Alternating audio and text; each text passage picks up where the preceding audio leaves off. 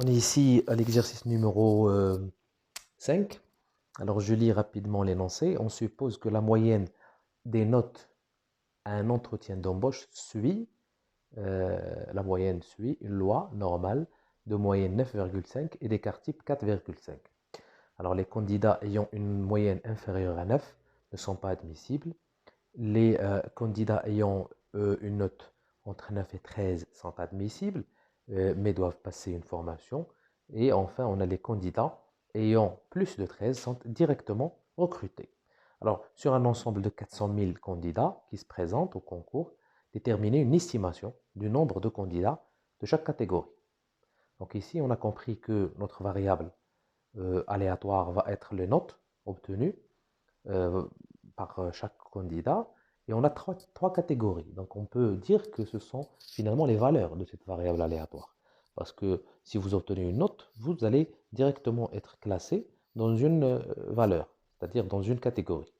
Et automatiquement, en fonction de la note que vous allez obtenir, vous allez soit être recruté, soit ne pas l'être. D'accord? Alors, cette variable, ils nous disent que la variable suit une loi normale. Alors, je vais d'abord, première chose ici, je vais noter x, hein, d'accord? Alors, on note ici, on note x, notre variable aléatoire, c'est quoi? C'est la note obtenue. La note obtenue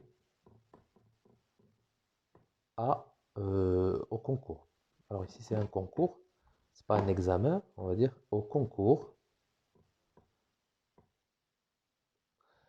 Cette variable x suit une loi normale. Loi normale. On a ici les deux paramètres de la loi normale. Qu'est-ce qu'on a? On a la moyenne, 9,5, et l'écart type, 4,5. 9,5, 4,5. D'accord? Très plus important, c'est la variable et c'est la loi qu'elle suit et les paramètres de la loi, de la variable, pardon. Alors la question c'est on doit calculer le nombre de candidats par catégorie. Alors c'est comme si on allait calculer finalement les probabilités pour les différentes catégories et on va multiplier tout simplement le nombre de 400 000 candidats parce que c'est comme si on va distribuer cet effectif en fonction des probabilités qu'on va obtenir par rapport à chaque valeur de la variable aléatoire. Donc, on peut commencer par le premier intervalle. On a le premier intervalle, c'est ceux qui ont, par exemple ici, obtenu moins une note inférieure à 9, ils ne sont pas admissibles. Donc, on doit calculer leur probabilité. Alors, la première chose, c'est qu'on peut dire ici, candidat ayant une note inférieure à 9. Donc, strictement, ici, inférieure à 9. Pourquoi? Parce que ces candidats-là, ils ne sont pas admis. Donc, qu'est-ce qu'on peut dire? On peut dire un changement de variable. Alors, premièrement, la probabilité que x soit inférieur strictement à 9 va être égale à quoi? Avec un changement de variable à un z. Z hein, est inférieur à quoi? On a la note ici de 9 moins 9,5 pour passer à une variable aléatoire sans très réduite, divisé par 4,5. Alors ici, qu'est-ce qu'on va obtenir? La probabilité de z strictement inférieure à moins 0. Alors ici, c'est 0 ou moins 0? Oui, c'est moins 0, c'est négatif, moins 0,11. Et cette probabilité-là, c'est la probabilité de z avec la symétrie, la loi normale sont très réduite. Alors inférieure à moins 0,11, c'est la même chose, supérieure à 0,11.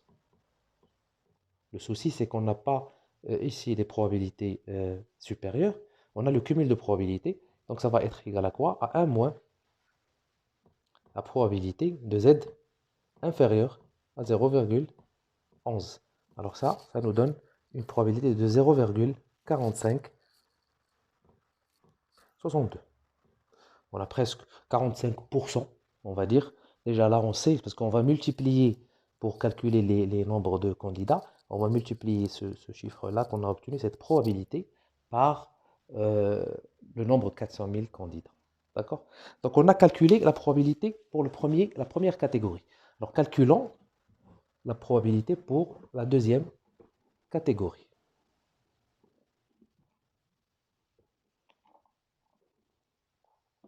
Alors, pour la deuxième catégorie, on a ceux qui ont une note entre 9 et 13. Donc, candidat, avec un X, entre 9 et 13 inclus. D'accord? Alors, ça va être la probabilité de X entre 9 et 13, qui va être égale à quoi? La probabilité de Z, changement de variable, vers le son très réduite.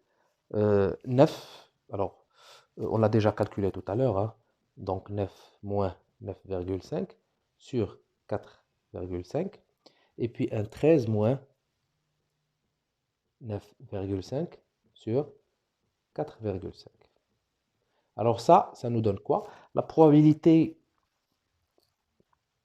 de... Ici, c'est 0,78, je crois. Oui. Alors 0,78. Alors c'est probabilité de Z inférieure à 0,78. Alors on peut faire ça comme ça, hein. Alors, inférieur à 0,78, ça, moins la probabilité de Z ici, inférieure, qu'on a 9 moins 9,5 sur 4,5, on a 0,11. D'accord? 0,11. Pardon, ici c'est négatif. Alors c'est moins 0,11. Ce qu'on a calculé, je pense, tout à l'heure. Voilà. Très bien. Donc ça c'est facile, hein, parce qu'on a une valeur ici qui est positive. Pour ici, on a calculé ça tout à l'heure. Alors, si vous faites le calcul, vous allez obtenir une valeur de 0,3261. D'accord? C'est pour la deuxième catégorie. Passons à la troisième catégorie. On a ici les candidats qui ont une moyenne qui est supérieure. Alors, X ici, qui est strictement supérieure à 13, qui sont directement recrutés. Ils ne vont pas passer à notre entretien. Alors, on a ici la probabilité de X supérieur à 13 va être égale à quoi? La probabilité de Z supérieure à 13 moins 9,5 sur 4,5. Ce qui va vous donner une probabilité d'un Z supérieur à... Alors, j'ai calculé ça ici.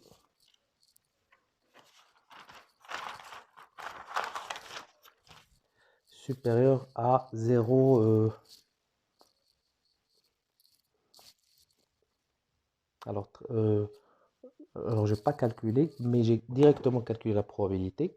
Alors, ça va ici vous donner une probabilité de 0,21. Quelque chose comme 0,22, presque. D'accord? Mais de toute façon, ça, vous pouvez le calculer aussi d'une autre manière. On peut juste faire 1 moins les deux probabilités qu'on a obtenues tout à l'heure. On va obtenir le même résultat. Alors ici, qu'est-ce qu'on va faire? On va directement ici calculer les nombres de candidats. Les nombres de candidats. On peut faire ici première catégorie, qui est la première qu'on a calculée, inférieure à 9, qui seront rejetés. C'est une estimation. Alors ça va être quoi? C'est 0,32, c'est ça? 32,61 multiplié par 400 000. Ce qui vous donne à peu près 130 440. Deuxième catégorie.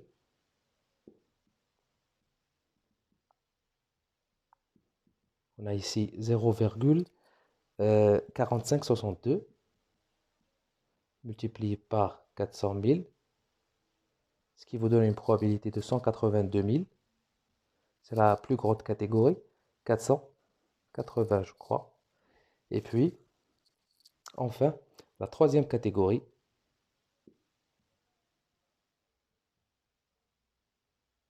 on a ici 0,22 multiplié par 400 000, ou la même chose ici. On peut faire 400 000 moins ça, plus ça, ou bien on peut directement calculer. On a ici à peu près 87 080, d'accord? Bon, vous pouvez trouver une légère différence, mais de toute façon, ici, c'est des estimations. C'est le plus important. Donc, encore une fois, c'est un exemple où on voit comment on peut utiliser, lorsqu'on a bien sûr une loi qui nous dicte un peu l'évolution ou bien le comportement d'une variable aléatoire, on peut utiliser ça pour faire des estimations sur un événement à venir lorsqu'on a un historique assez, on va dire, important qui nous permette de prendre des décisions, par exemple ici. Voilà, donc on a terminé cet exercice numéro 5.